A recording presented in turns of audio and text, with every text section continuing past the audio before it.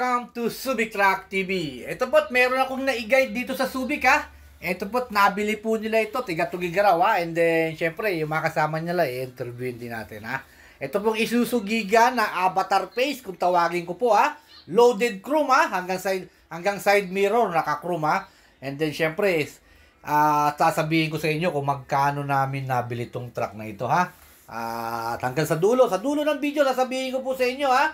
Ayan po, at ang ganda po ng 10-wheeler ha. Wing van po ito. And then ipapalitan po namin ng close van ha. Kasi gusto nila close van na may side door magkabila ha. Kaya po, yun po ang request nila. Sa truck po na ito, ito po sila.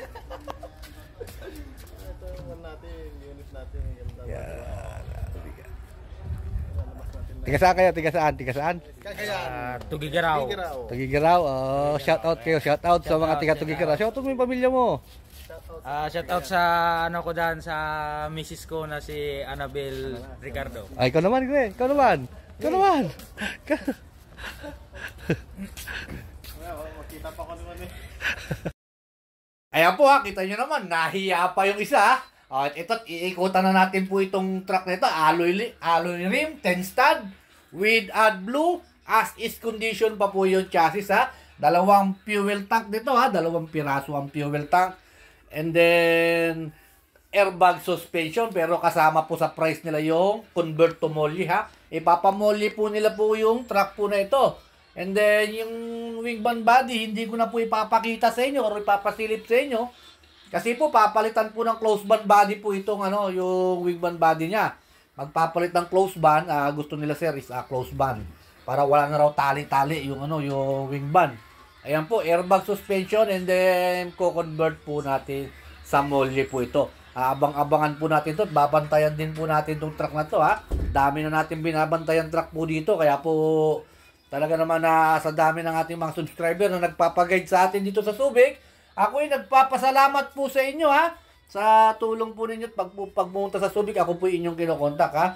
And then syempre marami kami pinagpilian po nito ha. Hindi lang 10 piraso po siguro yung pinagpilian namin ha.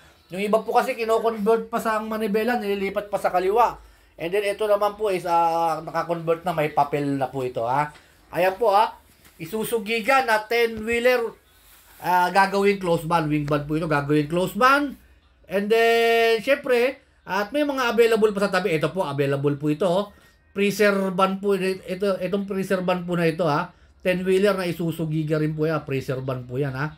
At yung aluminum body lang po siya ha. Ayan po, available po ito. Sinabay na rin po natin sa vlog natin ito at baka may mapaibig po sa inyo ha. And then itong katabi naman po is freezer van din naman po. Ayan kita nyo naman freezer. Gaganda ng mga truck mga freezer van na avatar face ha. Kaya avatar face ang tawag ko po dito eh. Mukhang transformer ang mukha ng mga ito ha.